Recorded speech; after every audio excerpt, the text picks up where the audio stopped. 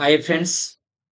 आज मैं आप लोगों के लिए एक बहुत ही इम्पोर्टेंट जो एनसीएल आईटीआई की वैकेंसी जारी की गई है। 16 तारीख को ये नोटिफिकेशन जारी हो चुका है। ये आप देख सकते हैं, ये नोटिफिकेशन 16 तारीख की डेट में जारी किया गया है। इसमें अलग अलग ट्रेड की वैकेंसी जारी की है। अब हम इसके डिटेल में बात करेंगे, इसके सिलेबस क्या है और कौन कौन इसमें फॉर्म फिलअप कर सकता है, और सिलेबस के कितने पैटर्न क्या दिया है, इसमें क्वेश्चन कितने आएंगे, टेक्निकल और नॉन टेक्निकल कितने आएंगे, इन सभी के बारे में हम बात करेंगे। और आप फॉर्म फिलअप कहाँ से जाके कर सकते हो उसको हम देखेंगे। ठीक है, तो देखिए, इसमें 16 तारीख की डेट में ये जारी किया है, 16/4/2025। ठीक है, वैकेंसी जारी की है। और इसमें आप वैकेंसी को देखोगे कैटेगरी के अकॉर्डिंग। जैसे ये फिटर की बात कर रहे हैं, यहाँ पे फिटर में इसमें इलेक्ट्रिकल एंड मैकेनिकल के स्टूडेंट के ये कैटेगरी के अकॉर्डिंग एसटी में अ, अनुसूचित जनजाति।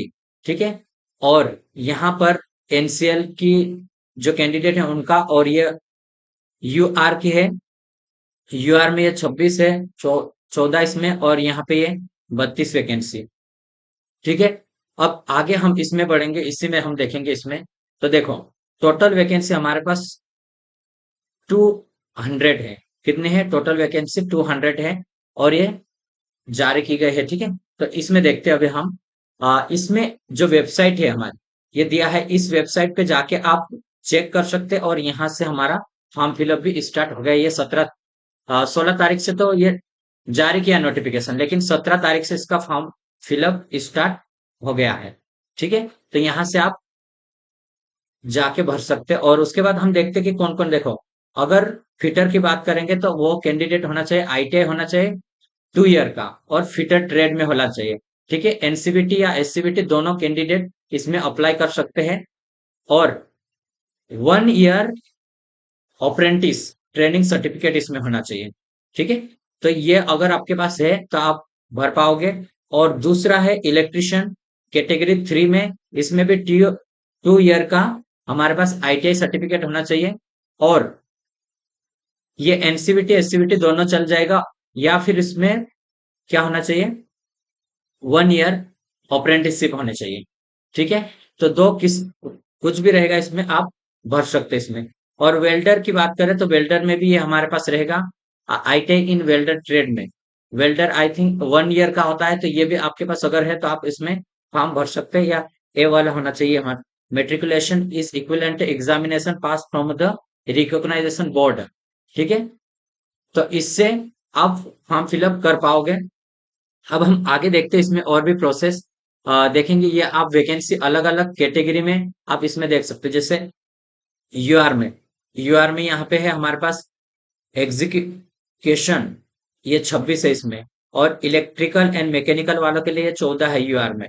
ठीक है, और ईडब्ल्यूएस में ये 6 है, और यहाँ पे 2 है। और एससी में 10 है, और यहाँ पे 4। और एसटी में ये 12 है, और इसमें है 5 पोस्ट। ठीक है, अगर इलेक्ट्रिशियन की बात करेंगे तो इसमें इलेक्ट्रिशियन एंड मैकेनिकल, तो इसमें टोटल इसकी दोनों की हो जाएगी, ये 14 पोस्ट रहेगी एसटी की। और इसमें ये 19 हो जाएगी, और यहाँ पे 14 और ये 9, दोनों को मिला के रहेगी। तो टोटल ऐसे हमारे पास ये पोस्ट हो जाएगी, 200 पोस्ट है। बहुत बड़ा रिक्रूटमेंट है। ठीक है, और ये आप लोगों को बहुत ही कम समय में हो जाएगा। जैसे कि इसकी डेट हम देखेंगे और कब तक इसमें, तो एग्जाम की भी मैं आपको बता दूंगा कि कब तक हो सकती है एग्जाम इसकी। ठीक है, तो ये हमारे पास है। आगे बढ़ते हैं अब हम इसमें। तो इसमें देखो, एज की अगर बात करें तो मैक्सिमम एज हमारे पास 30 ईयर तक है। ठीक है, 30 तक। अगर आप अलग अलग कैटेगरी जैसे यूआर में और ईडब्ल्यूएस में रहेगा तो इसका कोई भी एज का रिलैक्सेशन नहीं है आपको। लेकिन एससी या एसटी में हो गया आप तो 35 साल तक आप अप्लाई कर पाओगे, और इसमें 30। ठीक है, उम्र इतनी होना चाहिए आपकी। ठीक है, और ये डेट रहेगी 10/5/2025 से काउंट होगी है। ठीक है, 10/5/2025 से, तो इसको ध्यान रखना। अब देखते हैं हम ओबीसी के लिए 3 साल का इसमें दिया है। ठीक है, और जो पीडब्ल्यू या ओबीसी नॉन क्रिमिनल में आते हैं उनको 13 साल का ये दिया है। पीडब्ल्यू डी वाला जो यूआर का है वो 10 साल का रहेगा। ठीक है, तो इसको आप देख लें। और आगे हम डिपार्टमेंटली कैंडिडेट अगर होंगे वहां पे, जो डिपार्टमेंट में ऑलरेडी एनसीएल में काम कर रहे हैं उनका कोई भी एज लिमिट नहीं है इसमें कि वो कभी भी डाल सकते, ठीक है। Candidate should be note date their birthday, जो हमारा 10th के मार्कर शीट के अकॉर्डिंग बर्थडे उसमें हम चेक करेंगे ये, ठीक है। अब हम बात करते एप्लीकेशन फीस कितनी लग रही है। तो जो यूआर कैंडिडेट ओबीसी कैंडिडेट रहेंगे उनकी 1000 तो फीस है, प्लस में जीएसटी इसमें काउंट होगा तो 1180 रुपये आपके लगना है, ठीक है। एससी एसटी या ईएसएम या पीडब्ल्यूडी या डिपार्टमेंटली कैंडिडेट रहेगा उनको कोई भी फीस नहीं रहेगी, ठीक है, नील है इसका, ठीक है। तो आगे हम देखते हैं और भी इसका क्या क्या है, इंपॉर्टेंट पॉइंट को हम देखते चलेंगे। अब मैं आपको बताता हूं कि एग्जाम पैटर्न क्या है। इसमें आपको कंप्यूटर बेस्ड एग्जाम होगा, सेपरेट एग्जाम, अलग अलग पोस्ट के होंगे, ठीक है। और ये 100 मार्क्स का पूछा जाएगा, आपको 100 मार्क्स का रहेगा और 90 मिनट यानी कि 1.5 घंटे का, ठीक है, 90 मिनट रहेगा। और 2 सेक्शन इसमें कटा रहेगा, सेक्शन ए रहेगा और सेक्शन बी रहेगा। इसमें क्या है, 2 सेक्शन रहेंगे, 2 सेक्शन में। अब सेक्शन ए की अगर हम बात करेंगे, जो भी हम टेक्निकल है, टेक्निकल का नॉलेज, जैसे इलेक्ट्रिशियन वालों को इलेक्ट्रिशियन के टोटल 70 क्वेश्चन आएंगे टेक्निकल के, सेक्शन ए में आएंगे, ठीक है। ये 70 क्वेश्चन जो कि 70 नंबर के रहेंगे। और सेक्शन बी में रहेगा जनरल नॉलेज, जनरल अवेयरनेस और reasoning, verbal and mental ability and quantity aptitude, ठीक है। ये 30, ये सेक्शन बी में रहेगा, ठीक है। 30 टोटल मिला के 100 रहेगा हमारे पास, और इसमें कोई भी नेगेटिव मार्किंग नहीं रहेगा, ठीक है। 1 नंबर, नो पेनेट्री, कोई भी इसमें रॉन्ग मार्क्स के नेगेटिव मार्किंग नहीं रहेगा इसमें, ठीक है। और जो एग्जाम रहेगा इंग्लिश हिंदी दोनों लैंग्वेज में अवेलेबल रहेगा, आप इसको देखें। और सिटी, यहाँ पर सिटी मेन दिया नहीं है कि कौन सी सिटी में रहेगा, लेकिन एग्जाम में न रहेगा जो वही डिसाइड करेगा कि कैंडिडेट कहाँ कितने हैं, उसके अकॉर्डिंग वो सिटी देगा उसमें, ठीक है। अब देखो इसमें 100 मैक्सिमम है हमारे पास, ठीक है। मैक्सिमम में अगर यूआर का और ईडब्ल्यूएस का है तो हमें 50% यानी कि 50 क्वेश्चन के आंसर राइट होना चाहिए। तो आप मतलब मिनिमम ये हमारे पास इतने होना चाहिए, अगर इससे कम रहेगा तो आप कट ऑफ से बाहर निकल जाओगे। अगर इससे ऊपर रहोगे आप तो ये आपकी मेरिट में आपका जो भी कट ऑफ के अंदर आएगा उसमें हो सकते हैं। लेकिन जो एससी एसटी ओबीसी या फिर एनसीएल कैंडिडेट रहेगा उनके 40 मार्क्स है, ठीक है। तो ये हमारे पास पॉइंट इंपॉर्टेंट था। अब हम आगे बढ़ते हैं। अगर जो भी सेम मार्क्स लाते हैं उसके तो अलग अलग जो रीजन रहता है उसके अकॉर्डिंग बर्थडे देखा जाएगा क्या है, और बर्थडे भी सेम है तो अलग अलग कैटेगरी के अकॉर्डिंग वो देखेगा, ठीक है।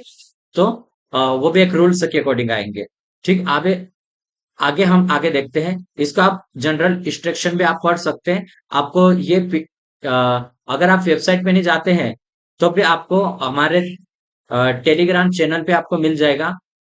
ई आर मुकेश जमरे के नाम से आप सर्च करोगे तो उसमें आपको ये पीडीएफ में पहले ही अपलोड कर चुका हूं, तो उसमें भी आप जाके देख सकते हैं। यदि आपको कोई भी डाउट है तो आप इसमें देख सकते हैं इसको, ठीक है। आगे हम देखते हैं इसमें ट्रेनिंग पीरियड सभी का कितना रहेगा। 1 ईयर का ट्रेनिंग पीरियड रहेगा इसमें।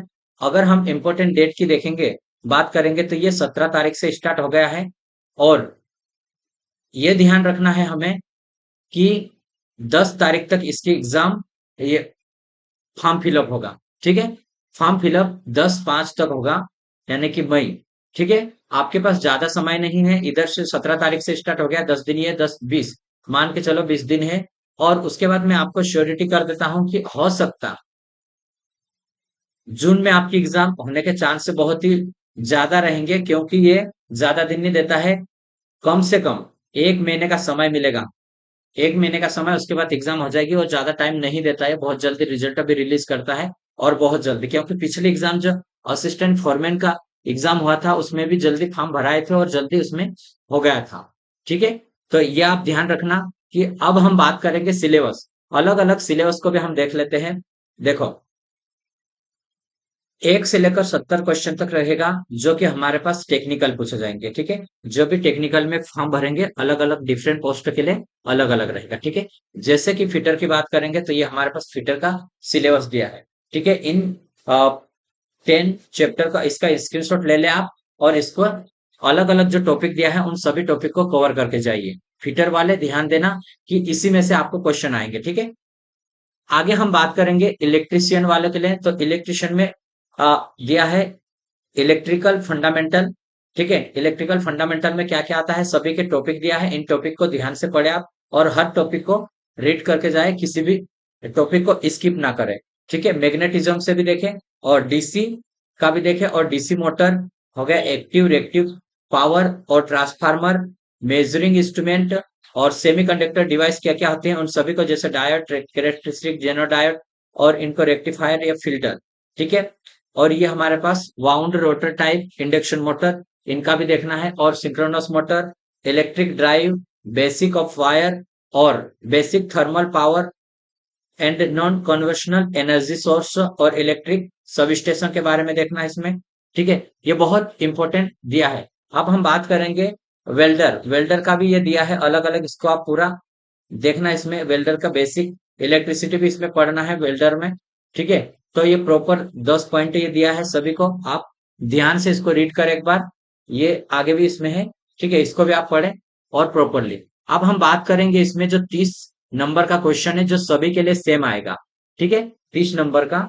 तो ये हमारे पास रहेगा 30 नंबर का। तो जनरल नॉलेज, जहां की भारत और अंतरराष्ट्रीय संबंध, भारत के अलग अलग देशों के साथ में जो संबंध है उसके बारे में, और सामान्य विज्ञान, ठीक है, जनरल साइंस भी इसमें पूछेंगे, ठीक है। 30 क्वेश्चन में अलग अलग जो टॉपिक है, हो सकता है 6 क्वेश्चन भी पूछ सकता है, इसमें 6, इसमें 6, इसमें 6, ऐसा भी पूछ सकता है, या फिर ज्यादा भी, ठीक है। अब इसमें देखो, जनरल अवेयरनेस में अबाउट स्पोर्ट, डिफेंस, बुक, या फिर प्राइज जो पुरस्कार रहते हैं, अबाउट इंडियन डेमोक्रेसी, इसके बारे में, भारतीय लोकतंत्र के बारे में पूछ सकता है। रीजनिंग, वर्बल या मेंटल एबिलिटी के बारे में, जैसे मौखिक रूप से और मानसिक रूप से जो भी क्वेश्चन बनते हैं उसके बारे में पूछेंगे।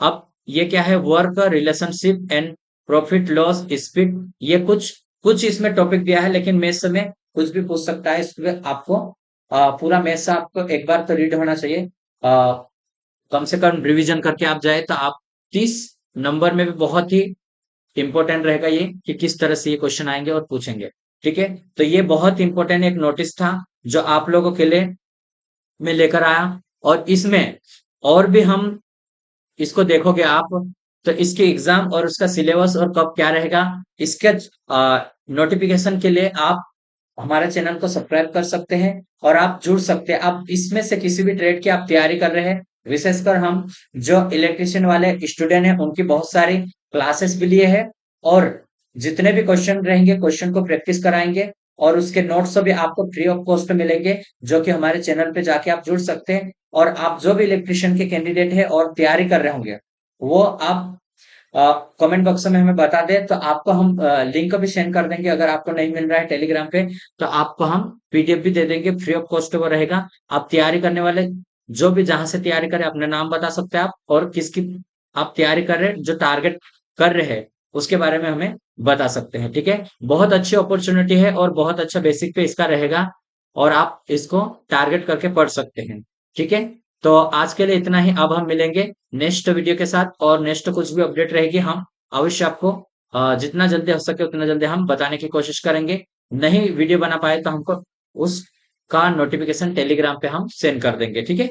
तो वीडियो देखने के लिए धन्यवाद। अब हम मिलेंगे नेक्स्ट वीडियो में।